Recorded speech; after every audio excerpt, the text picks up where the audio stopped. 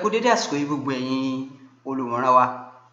Mo kí yín káàbọ̀ lẹ́ẹ̀kan sí orí ìkànnì yìí. Mo dúpẹ́ lọ́wọ́ yín fún àwọn bí ẹ ṣe ṣe alábàápín lórí ìkànnì eléyìí tí wọ́n pè ní subscription. Mo dẹ̀ dúpẹ́ fún àwọn ìfẹ́ tẹ́ ní sí wa eléyìí tí wọ́n pè ní like àti bí ẹ ṣe ń bá wa pín àwọn fídíò wa tí wọ́n pè ní share. Ẹ ṣeun púpọ̀. Ẹ má dẹ̀ gbàgbé ẹ bá wa tẹ subscription button nígbà tí a bá fi àwọn fọ́nrán tuntun léde kó ba lè máa hàn ní ọ̀dọ̀ yín.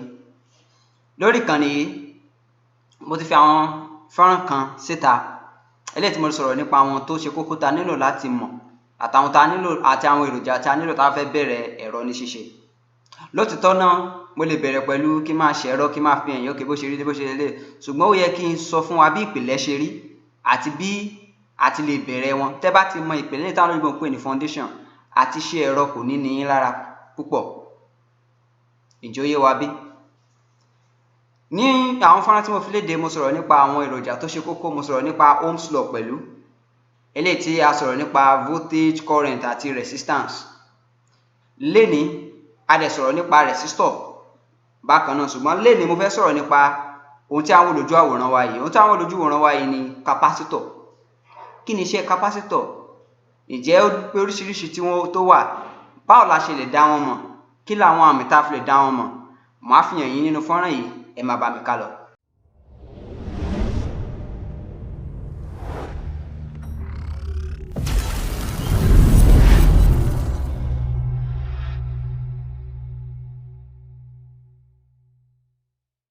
Ní ojú ìwòran yín ẹ rí kankan tí wọ́n pè ní ẹ rí àwọn èròjà kan bẹ́ẹ̀, capacitor náà ń pè wọ́n.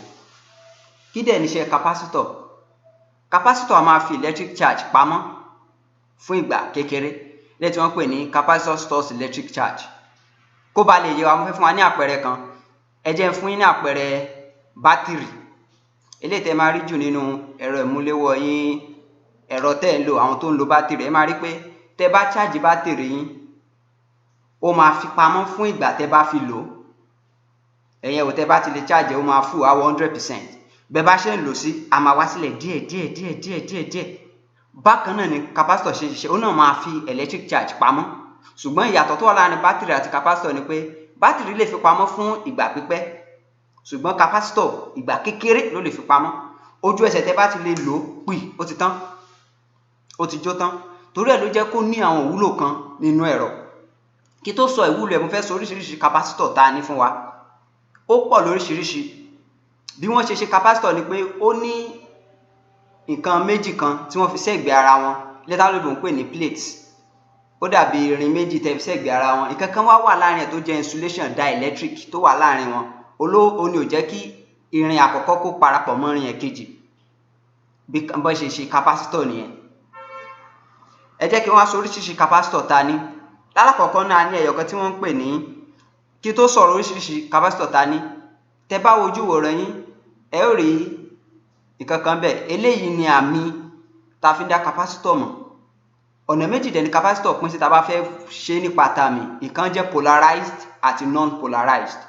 Tá bá sọ̀rọ̀ pa polarized ó túmọ̀ sí pé ó ní positive and negative leg.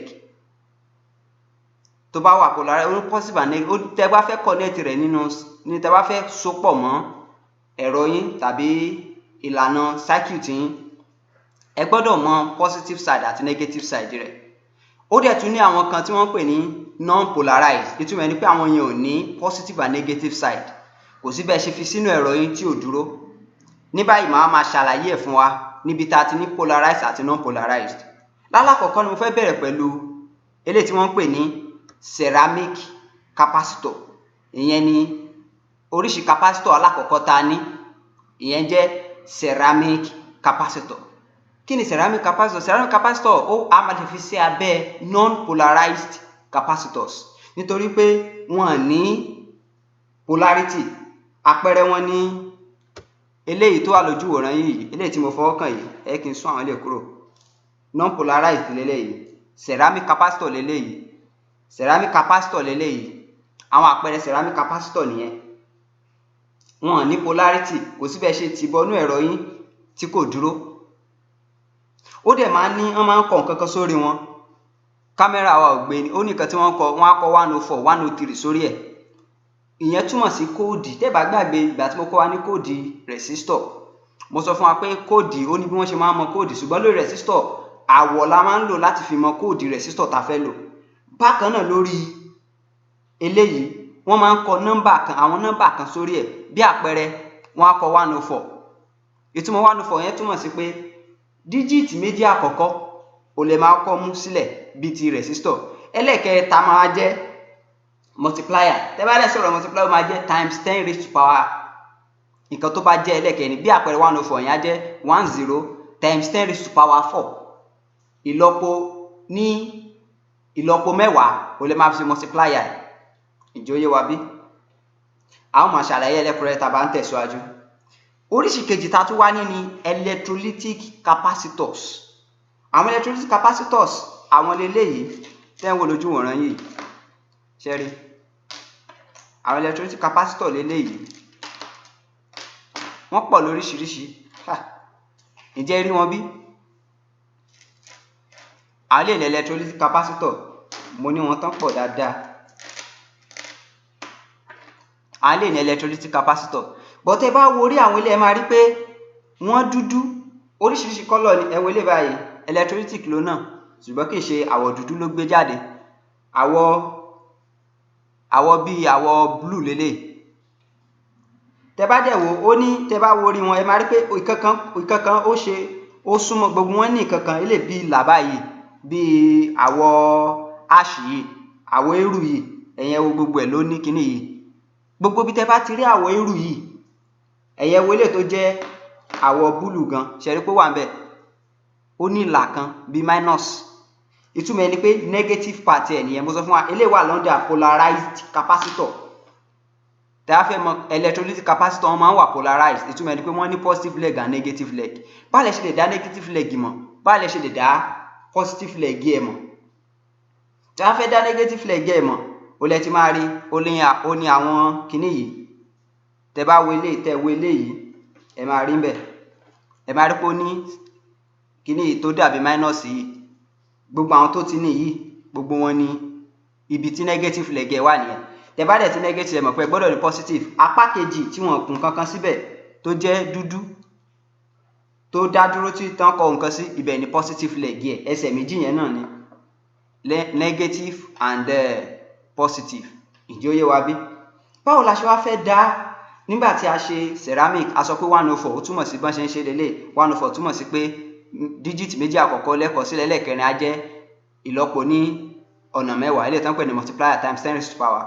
Tẹ́ bá fẹ́ wá mọ eré eléyìí rọrùn púpọ̀, wọ́n ti máa ń kọ́ sórí wọn. Ẹ̀yin ẹ wo bí eléyìí fún àpẹẹrẹ. Wọ́n kọ 4700 UF sórí ẹ̀, 35 volt. Ìtumọ̀ ẹni pé capacitance eléyìí ní 4700. Voltage tó dẹ̀ lè gbà sára tó lè fi pamọ́ ó ní 35 volt. Mo wá fẹ́ kẹ́ kíyèsára níbi eléyìí, nǹkan méjì nǹkan tó lè bá kíní jẹ́ pọ̀, ṣùgbọ́n méjì máa sọ fún wa ní ìsinyìí. Tẹ́ bá ṣe polarity yín, tẹ́ bá lọ gbé positive tó yẹ kí negative wà, alànà tàbí kí circuit yín mọ́ ṣiṣẹ́. Alákọ̀ọ́kọ́ ni tẹ́ gbọ́dọ̀ ṣọ́ra fún. Ẹlẹ́ẹ̀kejì ni pé capacitance yẹn gbọ́dọ̀ mọ̀. 4700 lélẹ̀. Ìtumọ̀ ẹni pé gbogbo capacitance tó lè lò ó ní 4700.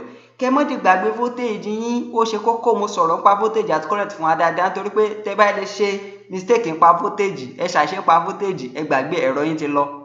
Ẹ máa nílò láti ṣẹ̀ṣẹ̀ bẹ̀rẹ̀ ni.